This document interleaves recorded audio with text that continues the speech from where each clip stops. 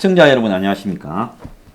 어제 이어 오늘도 난민대책국민행동 공동대표 이형훈님을 모시고 난민, 외노자, 그리고 다문화 이런 이야기들을 해보겠습니다. 자, 어제 이 조선족을 바라보는 우리 이 한국인의 잘못된 기대에 대해서 이야기를 했는데요. 자, 문제는 뭐 서로가 어떻게 생각하는가 하는 거는 뭐 그냥 마음만 냉정하게 접으면 되는 건데, 이 문제는 뭔가 하면 그 사람들이 한국에 와서 돈을 법니다. 만약에 한국의 사람이 한국에서 노동을 하거나 식당에서 일을 하거나 이렇게 해서 돈을 벌면 거기에는 한국의 의료보험도 내고 국민연금도 내고 또 더 나아가서 세금도 이렇게 내면서 어쨌든 이 사회를 위해서 많이 벌면 많이 버는 대로 작게 벌면 작게 버는 대로 촘촘하게 세금에서 못 빠져나가게 다 돼 있지 않습니까? 그래서 하고 또 그 소비를 한국 사람들은 저소득층일수록 자기의 수입의 다수를 소비를 하지 않습니까? 그러면 그것이 한국 사회의 수요 창출로도 연결되고 이런 건데, 지금 우리가 조선족이나 중국인들, 외노자들이 한국에 들어왔을 때의 행태를 보면 그들은 세금이나 사회보험료 부분에서 한국보다도 훨씬 한국인보다도 적게 내고 또 뭐 임시 체류를 받는 의료보험 이런 게 있지만은 그건 우리는 젊었을 때부터 계속 평생에 내야 되는 거고 네. 그 사람들은 잠깐 우리보다도 훨씬 적은 액수를 내고 있어요. 그렇게 내면서 한국에서 그 사람들이 받아가는 의료비가 지금 뭐 1조에 가까운 액수로 가고 있어요. 그래서 어떤 사람들은 악의적으로 한국에서 반복적 치료를 해서 의료 재정을 이렇게 펑크내는 사람도 있고요. 또 다른 한편으로 보면 그들은 자기들이 벌은 수익의 상당한 부분을 세금도 안 내고 또 최소한의 비용만 쓰고 나머지 부분을 중국으로 자국으로 다 송금하지 않습니까? 자, 이렇게 본다 하면 저 사람들이 한국에서 버는 것은 착취적이고 약탈적으로 외국으로 빠져나가는 부분이다. 내지는 않고 국민의 의무를 하지 않고 또 그 부분을 외국으로 이전 소득으로 빼간다. 거기에서 보면 중국인 사는 데 보면 환전소나 그 다음에 그 환칙이라고 합니까? 그래서 환칙이 있는 것들을 통해 가지고 돈을 계속 중국으로 보내지 않습니까? 그렇게 보자면 우리가 왜 한국인이 하는 분야를 외국인이 데려와서 중국인이 데려와서 장악하게 만들고 그래서 그들로 하여금 우리가 이제 쫓겨나는 이런 일이 돼야 되냐. 자, 분야에 보면 가구 분야는 가구 공장이나 네. 영세 가공업 같은 경우에는 거의 다 장악돼 있죠. 외국인 노동자들한테요. 뭐 가구 쪽은 자세히는 모르겠습니다만 그게 포천 뭐 일산 저 위에 파주 이런 데 공장들이 외국인 노동자들 서울 근교에 많은 게 대부분이 가구나 이 영세 기계 가공업 이런 쪽이라고 제가 듣고 있어요. 네. 그다음에 이제 보면 그 식당에 네네. 일하는 아주머니들은 이건 뭐 거의 전국적으로 장악돼 있더만요. 네. 그다음에 이제 또 많은 분야가 요양보호사, 네네. 요양병원에서 일하는 분들인데 그게 지금 그분들 숫자가 상당히 많아요. 뭐 30몇만 명인데 그 중에 상당한 부분이 장악돼 있다고 지금 보여요. 그 다음에 이제 또 이삿짐 센터에 네네. 요즘 이삿짐을 처리하다 보면 사람들이 그런 이야기를 많이 합니다. 그거 뭡니까? 포장 이사라 해가. 네. 막 4,500만 원씩 받잖아요. 요즘 그렇게 해요. 네, 뭐 큰 집은 그렇겠지만 예. 보통 4,500만 원씩 받아요. 네. 기본 400일이 시작이래요. 그런데 가서 보면 엉망진창으로 해놓고 던지고 갔다는. 옛날에는 포장 이사를 하면 이사를 갖다가 처음에 가기 전처럼 깨끗하게 해놓고 가는데 이제는 막 5만 대 다 쑤셔 놓고 가고 나서 뒤에 대책에 안 쓰는 일이 벌어지고 있다. 왜 그러냐? 이삿짐 분야에서도 이제 전부 중국 사람들. 중국 사람이 아니고 제가 알기로 우즈벡도 있고 몽골도 네, 있고 힘 잘 쓰는 중앙아시아도 좀 있는데 중국 사람들 네. 굉장히 많아요. 그래서 이삿짐 센터 부분도 거의 장악되고 있고 그래서 이게 점차적으로 말입니다. 그 다음에 이 노동, 일용직 건설 현장에서도 지금 중국 사람들 소사이어티로 그렇죠. 굉장히 장악돼 있고 맞습니다. 이러다 보니까 한국 사람이 일용직을 하려고 하면 10장부터 거의 중국 사람이더라. 그러니까 한국 사람이 역차별을 당해서 끼워주지를 않더라라는 이런 일을 호소받은 게 한두 건이 아니에요. 맞습니다. 그러면 이 미국에서 보면 그 트럼프가 외국인을 추방하자, 외국인 노동자들, 이민 네네. 난민을 막자 하니까 누가 제일 좋아했느냐? 하층의 남성들이 제일 좋아했거든요. 네. 중하층이요. 그렇죠. 그리고 상층은 외국인 이민을 자유롭게 하자 했거든요. 네. 그 사람들은 대부분 다 이 자유무역 그리고 사람의 자유로운 수입 이런 것이 유입이 비용을 낮춰서 그 사람들이 상층으로 사는데 도움이 된다고 보는 거예요. 그런데 하층에 있는 사람은 자기들하고 경쟁을 하면서 자기 일자리를 뺏고 임금을 낮춘다고 보거든요. 그렇죠. 그렇죠. 지금 한국에서 그런 현상이 벌어지고 있는 것 같지 않습니까? 맞죠. 그게 그래서 이제 우리 회원들 같은 경우에도 그러면 외국인 들여가지고 이렇게 할 것 같으면 공무원도 시켜주고 변호사도 시켜주고 그런 일들을 해라. 왜 서민들이 하는 일자리만 하게끔 하냐. 그들은 피부에 와닿지 않기 때문에 외국인들이 들어와도 그 기득권에 있는 사람들은 자기하고 경쟁할 일이 없거든요. 네, 마주칠 마주칠 일도 일도 없고. 없거든요. 고급 식당에 가면 거기서 일하는 사람은 다 한국인입니다. 네, 여기 변호사님도 그렇지만 예. 대리미나 이제 그쪽에 사셨었는데 예. 거기에 지나갈 때도 고개를 못 들고 고개를 숙이고 예, 지나가셨다고 신풍역에 살았다고. 그러지 않습니까? 서민들은 직접 피부로 뭐 무서움이라든지 자기 두려움이라든지 공간에서부터 위협을 받거든요. 네, 지방 같은 경우에도 밤에는 무서워서 잘 못 따라다니겠대요. 외국 사람 3, 4, 5 돌아다니고 이렇게 하니까. 근데 서민들은 뭐 치안적인 부분에도 어려움도 있고 경제적으로도 실제로 지금 제일 심각한 게 건설 노동 같은 경우에는 다른 일들은 뭐 우리 국민들도 잘 몰라서 하는 얘기들이 우리나라 젊은이들이 게을러서 안 하려고 그랬지 편한 일만 하려고 해서 그렇지라고 얘기하지만 건설업 같은 경우에는 하고 싶어도 말씀하신 것처럼 하고 싶어도 지금 할 수 없는 시장 진입이 불가능하다. 그런 부분들도 있기 때문에 위에 있는 그 하이카라라고 하나요? 네, 그 사람들을 입장에 봤을 때는 외국인을 들여서 홍남기 총리 같은 경우에는 우리나라 인구가 줄어드니까 외국 사람을 더 들여가지고 해결해야 된다 이러고 있는데 그렇게 더 많이 들이면 들일수록 우리 서민들이 결혼을 할 수 있겠습니까? 직장을 가질 수가 있겠습니까? 집을 살 수가 있겠습니까? 그럼 저출산 더 심화되는 거고 그냥 망하는 거죠 나라가. 외국인을 들여서 인구 문제를 해결할 수 있는 게 아니고 외국인을 들이면 그냥 급속도로 가뜩이나 지금 세계 최저의 1%도 안 되는 저출산지 만들어놨는데 망하는 길로 가는 거죠. 자, 얼마 전에 어떤 일이 있었는가 하면 가정부 부분에서 이제 4대 보험법을 통과시켰어요. 저 더불어 거수기당이요. 그러다 보니까 가정부 임금이 한 30%가 올라갔다는 겁니다. 네. 그러니까 내놓은 정책이 뭔가 하면 외국인 가정부를 데려와서 투입해서 비용도 낮추고 애들 뭐 영어 공부도 시키고 저 필리핀이나 뭐 이런 쪽에 주로 이야기겠죠. 그러면서 그걸 갖다가 활성화를 해가지고 그야말로 또 한국 내에 맞벌이 부부의 노동 참여를 늘리겠다. 그래서 내가 참 웃기는 게 생각한 게 전문직 맞벌이 부부 아니고서야 네. 외국인을 지금 한국의 가정부 부분이 지금 한 250만 원이라는 겁니다. 한국인은 외국인은 220만 원.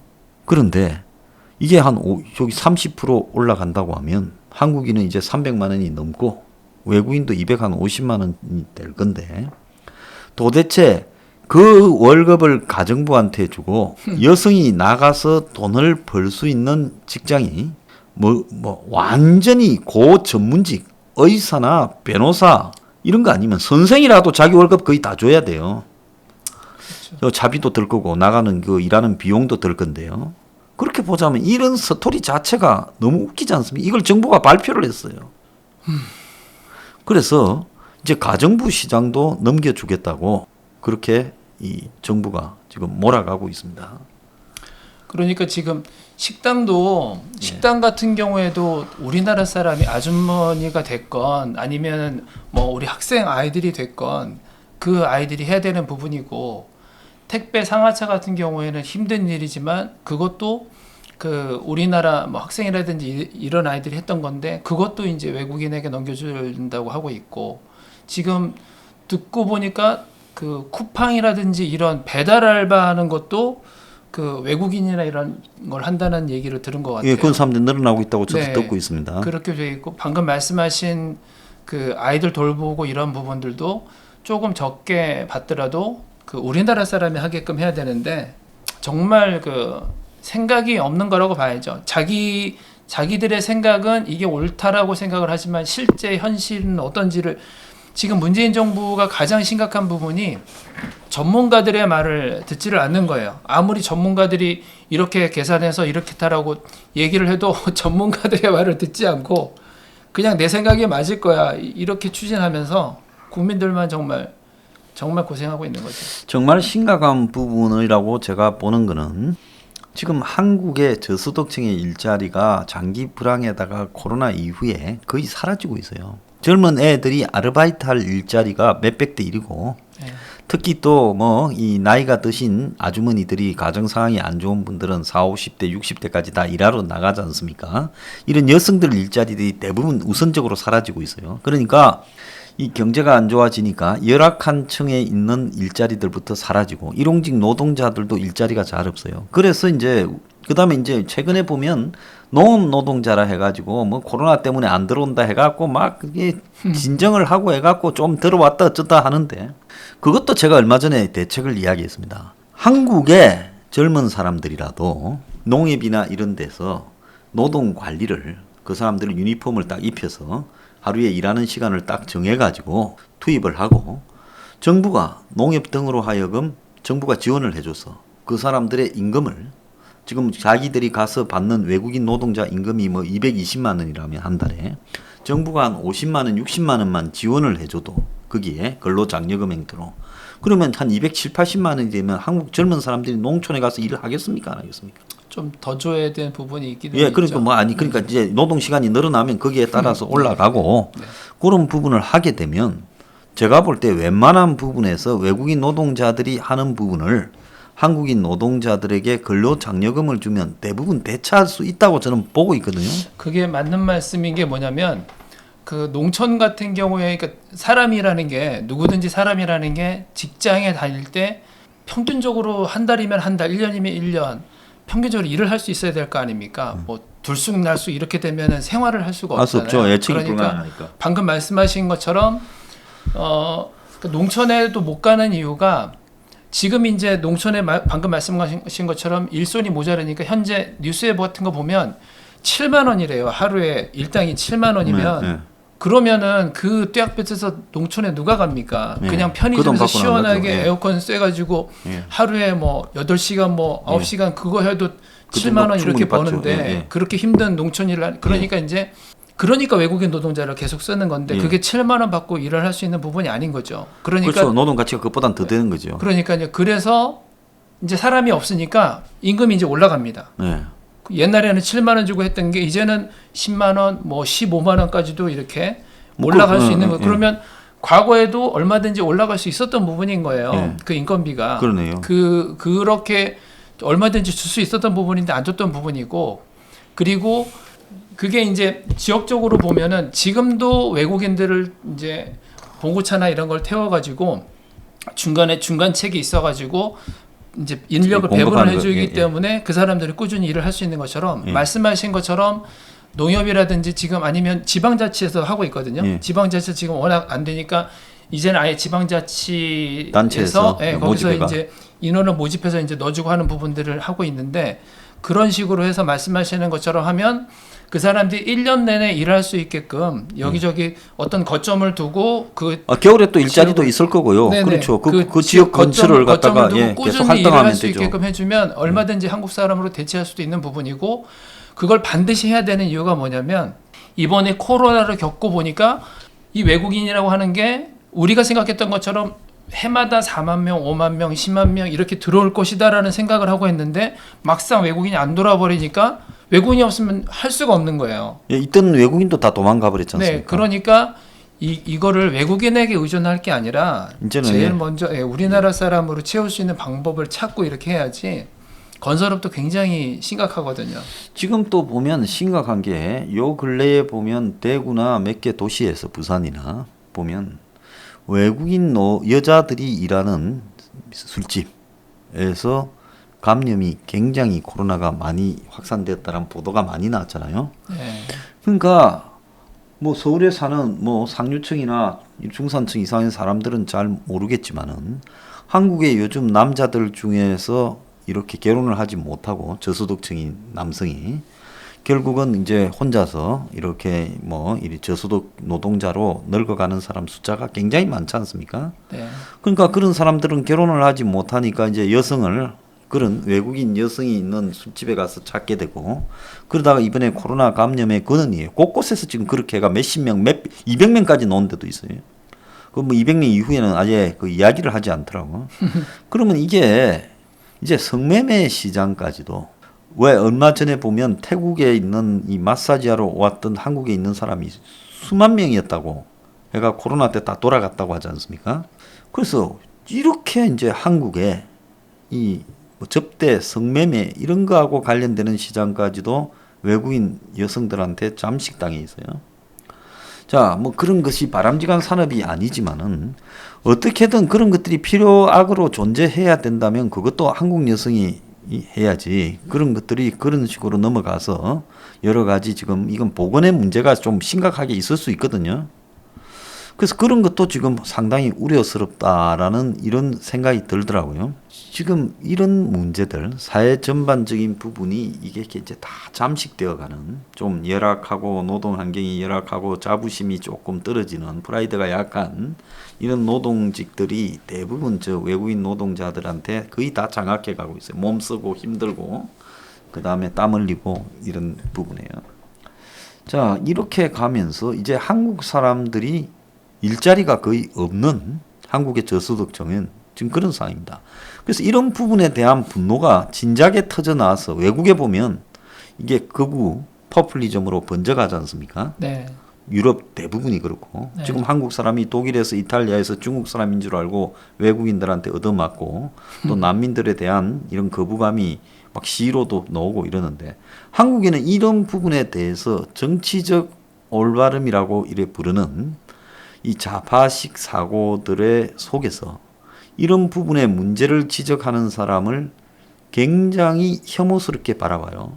그래서 우리 혁명 21 보면 거구 정당 아니 우리만큼 개혁적이고 진보적인 정당을 봤어요. 근데 우리를 외국인 노동자 문제 등을 지적한다고 거구 정당. 그다음에 뭐 외국인에 대한 포비아 네. 공포 혐오를 조장하는 정당 세력이다. 이렇게 몰아가는 겁니다. 나무위키나 있는데 저희들도 그렇습니다. 네. 남미대적 국민행동도. 그래서 세계의 어느 나라 중에 지금 전 세계가 경제적으로 어렵고 힘들어지면서 영국도 보면 브렉시트에서 빠지겠다고 한 게 온 이 난민들 동유럽의 가난한 사람들이 영국으로 다 몰려와서 영국의 런던이나 곳곳에 집값은 올라서 상류층은 살기가 좋아졌고 이렇게 뭐 유럽 속에서 금융 자본 유치하고 문화 유치해서 도움이 될지 몰라도 영국의 하류층의 삶이나 영국의 변두리 시골의 중소도시 삶은 형편없어졌거든요. 네. 그러니까 그 사람들이 다 투표해서 깜짝 놀랄만한 반란을 일으켜버린 거 아닙니까? 네. 근데 한국에도 이제 이런 부분에 대해서 공개적으로 이제는 이야기를 하고 반대를 하고 그러면서 그것을 정치 세력화하고 이렇게 좀 가야 되지 않겠습니까? 네, 맞습니다. 근데 그런 부분에 대해서 지나치게 좌파들이 설정해 놓은 그 아젠다 이것은 이 민족적인 편견을 조성하는 거구적 집단이다라는 부분에 다들 몸조심을 너무 하는 것 같아요. 그런 것 같습니다. 뭐 다문화라고 해서 기존 정치인들도 뭐 조선족이라든지 뭐 다문화위원회라든지 예. 그 사람들을 찾아다니면서 과거로부터 그 당신들이 조금 아직은 소외되고 경제적으로 좀 어렵기 때문에 도와주겠습니다 이렇게 고개 숙이고 이런 일을 하다 보니까 이제 와서 돌이키지 못하는지는 모르겠습니다만은 방금 말씀하시는 부분이 저희도 이제 그 일반 그냥 국민이고 뭐 이 방송을 보시는 분하고 바로 옆집에 사는 그냥 일반 국민이고 이런 사람들인데 이 내용을 알다 보니까 이제 시위도 해봤는데 이거를 결국은 해결할 수 있는 방법이 지금 정치적인 세력화를 통해서 정치적인 문제로 이거를 해결해야 되는 거고 이거는 유치원부터 그 성인이 되기까지 교육부터 모든 걸 다 뜯어 고쳐야 되는 상황입니다. 지금 말씀하신 좌파가 교육도 다 장악하고 있고 우리도 모르게 PC주의에 좌파의 PC주의에 매몰돼서 그저 외국인들 온종주의 이렇게 바라봤는데 지금 그래도 뭐 포털이나 다음이 됐건 네이버가 됐건 포털을 봤을 때는 대부분의 국민들은 언론은 계속해서 PC주의를 선전하면서 온종주의를 계속해서 사연을 하나 딱 내놓고 온종주의를 사람들에게 이렇게 동정심을 사고 이렇게 언론을 호도하려고 하지만 얄짤없이 국민들은 다 반대하는 지금 상황인데 국민들은 다 반대하는데 정치인들만 지네들만 자기 말이 옳다고 그냥 밀어붙이고 있는데 지금 혁명 21이 아직도 이렇게 좋은 기치를 가지고 정말 혐오하는 게 아니라 정말 혐오하는 게 이 기치를 가지고 있는 거를 많은 사람들이 아직 모르고 있기 때문에 그런데 빨리 알려져서 지금 이제 의료보험을 말씀을 드리면 지역 의료보험이 외국인들 같은 경우에는 우리나라에 딱 온 다음에 3개월이 지나고 나면 내가 정할 수가 있었어요. 의료보험을. 그래서 그냥 살다가 내가 이제 몸이 아픈 거야.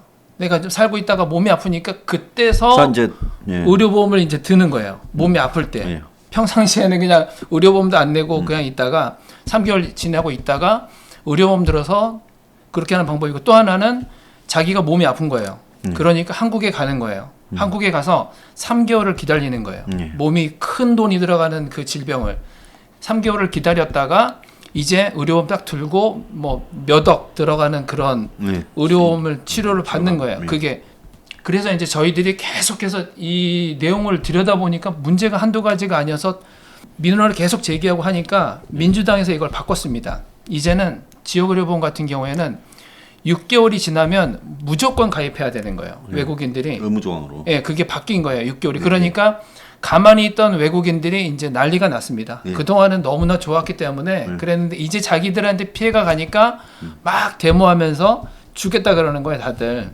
그리고 저희들도 맨 처음에 이제 일본인이 청와대 청원을 했습니다. 일본 여성분이 청와대 청원을 했어요. 뭐라고 청원했냐면 나 일본인이고 외국 사람인데 왜 이렇게 외국 사람한테 잘해주느냐 대한민국 정부는. 나는 단지 그냥 한국이 뭐 좋고 내 남편이 그래서 결혼했을 뿐인데 외국 사람과 결혼했을 뿐인데 세상에 무슨 나라가 이렇게 외국인에게 잘해주느냐라고 일본인이 너무 잘해준다라고 담은 혜택을 거기에 쫙 적었는데 뭐 국공립 어린이집 영순위 뭐 이거 해가지고 혜택이 너무나 많은 걸 하면서 오히려 외국인이 너무 잘해주지 말라고 세상에 나라가 이런 나라 유지되겠냐. 네, 그렇게 해서 뚜껑을 열어서 이제 저희들이 계속 민원을 제기했더니 법무부에서도 실토를 했어요.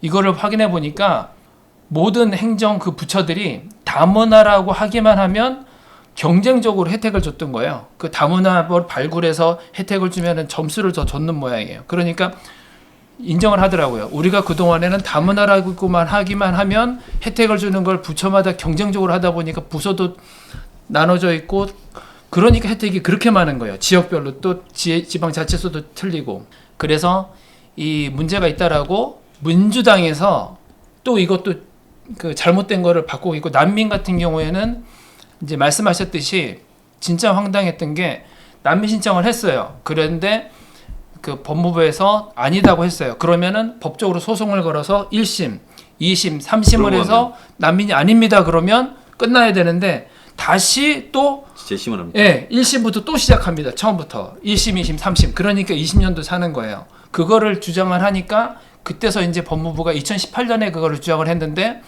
이제 2011년에 얼마 전에 이제 법무부에서 이거 잘못했으니까 바꾸겠습니다. 이제는 심사도 한 번만, 2번 정도만 하고 또 재신청하지 못하게끔 하겠습니다라는 거를 하고 있단 말이에요. 그럼 결론은 뭐냐면 맨 처음 봤을 때 이 PC주의의 사고방식을 갖고 있는 민주당과 정의당이 외국인에 대한 엄청난 우대나 이런 것들을 하고 있고 심각한 부분이 투표권을 주려고 한단 말이에요.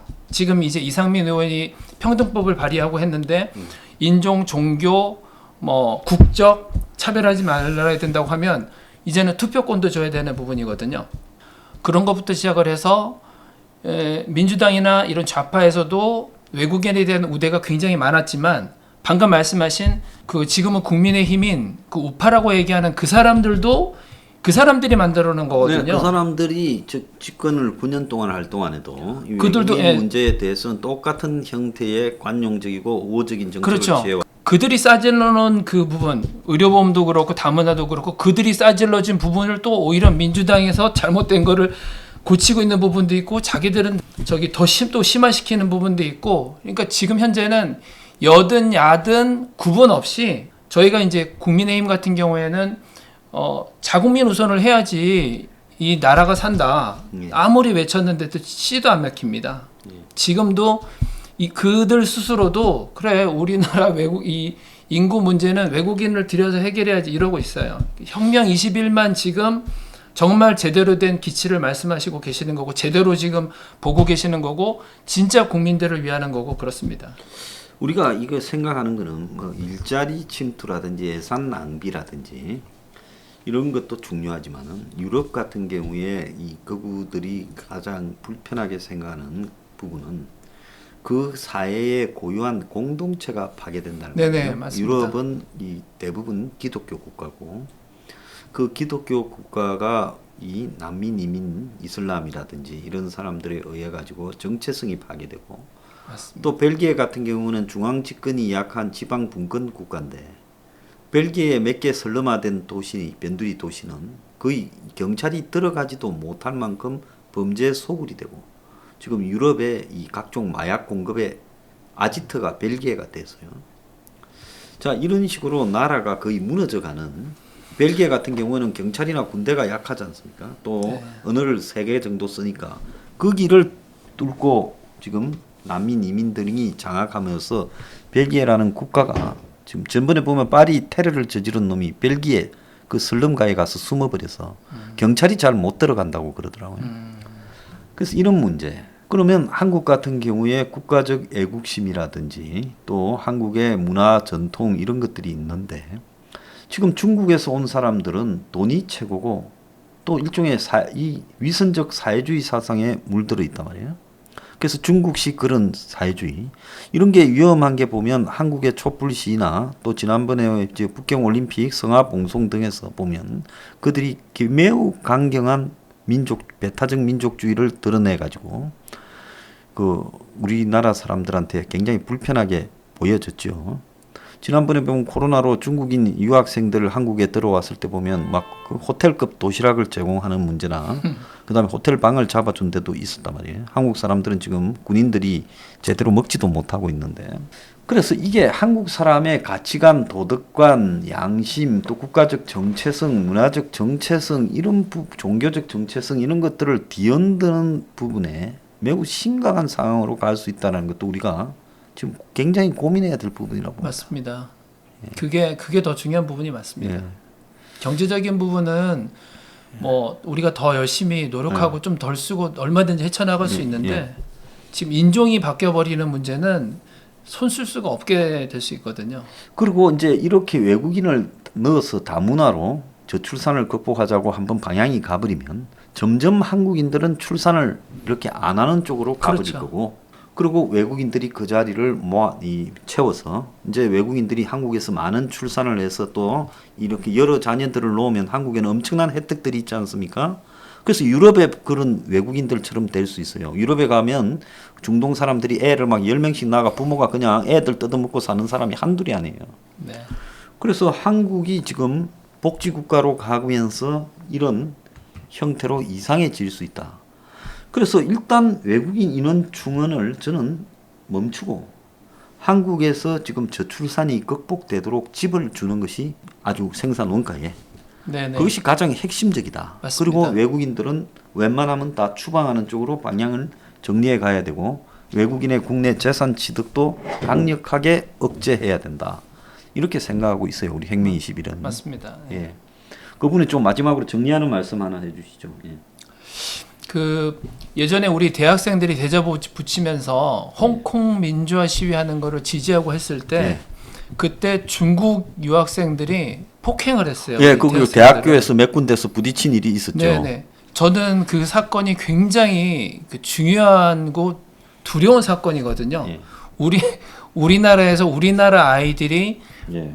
자유롭게 말할 수 있는 부분을 이제는 무서워서 얘기할 수가 없고 다른 나라 사람이 이건 내정 간섭이거든요. 예. 말 그대로 이 부분이 세력화가 되고 중국의 그 힘이 커지는 부분이 그리고 그 뭐 민주당 박영선 의원이었죠.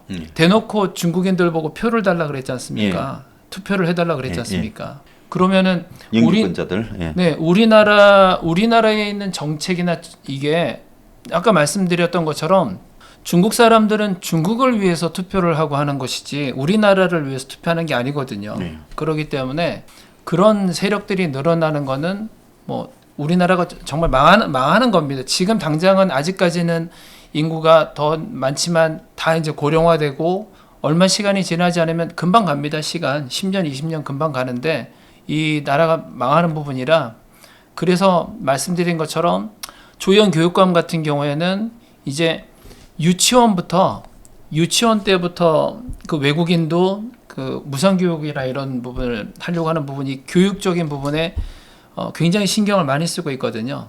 우리 아이들이 지금 현재 교과서나 시험 문제에서도 차별금지법 같은 경우에 그 외국인과 뭐 이런 사람들을 차별하지 않기 위해서는 어떤 노력이 필요할까요? 그랬을 때 차별금지법을 제정한다. 이게 정답인 것처럼 어린 아이서부터 지금 세뇌를 시키고 있어요. 네, 우리 아이들을. 그래서 지금 혁명 20일 같은 정당을 저희들은 어쩔 수 없이 뭐 손꼽아 기다렸습니다. 우리가 힘은 없지만 우리끼리라도 만들어야 되는 거 아니냐. 아무리 뭐 시위를 하고 기자회견을 하고 뭐 애쳐도 언론에서는 들어주지도 않고 신문 하나 올려주지 않고 나와봤자 그 혐오주의자들, 뭐 인종 혐오주의자들 이제 이렇게 하고 있는데 이게 혁명 20일 정당에서 이렇게 나서서 정책적으로 지금 말씀하신 것처럼 저출산 문제는 부동산이 가장 크거든요. 그리고 교육비가 너무 많이 나가는 그 부분이 그게 굉장히 크고 그리고 말이 저출산이지 우리나라 사람들은 아이를 많이 낳으려고 하고 할 수만 있으면 많이 낳으려고 하고 저 같은 경우도 더 많이 낳고 싶지만 낳을 수가 없는데 어떻게 낳습니까? 말씀하시는 것처럼 서프 15조에 있는 첫 번째 이제 부동산이라든지 이런 거를 통해서 우리 국민들을 전 세계가 우리나라를 좋아하는 게 이런 나라가 없거든요. 정이 많고 외국 사람들을 그렇게 친절하게 잘해주고 너무나 좋은 민족이고 지금은 도둑도 거의 없고 공중도덕도 잘 지키고 이런 모습을 갖고 있기 때문에 한국을 사랑하고 그렇게 인기가 많고 그러는 건데 지금 이런 상태로 가다 보면은 완전히 그 나라 근간이 무너지는 거고 말씀하신 것처럼 마약이 지금 우리나라 사람 통행한 게 아니고 마약이 지금 굉장히 마약 사범이 많이 일어나고 있어요. 외국에서 안 좋은 것 일어나고 있어요. 네, 안 좋은 것들이 우리나라에 많이 들어왔을 때 좋은 게 뭐가 있겠습니까? 지금 뭐 말하자면 한도 끝도 없는데 지금 뭐 불법 체류자 자녀에게도 뭐 초등학교, 중학교, 고등학교를 우리나라 국민들의 세금으로 다 무상 교육을 시켜주고 그럼 그 불법 체류자 부모들은 우리 국민들의 일자리도 뺏고 급여도 오르지 못하게끔 하고 있는 부분인데 완전히 그 거꾸로 가고 있는 부분이고요. 정말 서민들은 지금 어떻게 살고 있는지를 모르는 것 같아요. 하루하루 살아가는 게 정말 그 힘든 삶을 그래서 자살률이 이렇게 겉보기에는 세계 10위권에 잘 사는 나라 같지만 내부적으로는 자살률이 제일 많고 서민들은 정말 썩을 대로 썩은 마음이 골마 있는 거 아니겠습니까? 예. 자, 그래서 이 나라가 이제 여기서 제동을 걸지 못하면 외국인 문제에 대해서요. 다문화부터 시작해서 외노자, 난민 이런 부분, 불법 체류자 그리고 또 외국인 재산 취득 이런 특히 중국과 조선 쪽 문제 이제는 아마 걷잡을 수 없도록 이 사회 공동체가 파괴되고 이런 상황에서 한 30년 지나면 외국인 숫자가 절반이 되는 이런 나라로 가버리면서 결국 중국의 변방으로 흡수될 수 있어요. 만약에 외국인이 그렇게 많아져 버리면 그들이 정치적 결정권도 자기들이 똘똘 뭉쳐서 할 거 아닙니까? 그렇죠. 자, 그렇기 때문에 여기서는 이제 막아야 된다. 이것은 대한민국의 존망이 달린 문제다. 맞습니다. 그리고 한국인들이 출산을 해서 한국 사회를 유지시키도록 또 이 개혁적 정책들을 가야 된다. 맞습니다. 자, 이런 이야기들을 오늘 이영호 그 난민 대책 국민행동 공동 대표님을 모시고 이야기 나눠봤습니다. 또 다음에 시간이 되는 대로 계속 좀 출연해 주셔서 좋은 말씀 좀 해주시 부탁드립니다. 네. 자, 감사합니다. 감사합니다. 고생하셨습니다. 자, 마치겠습니다.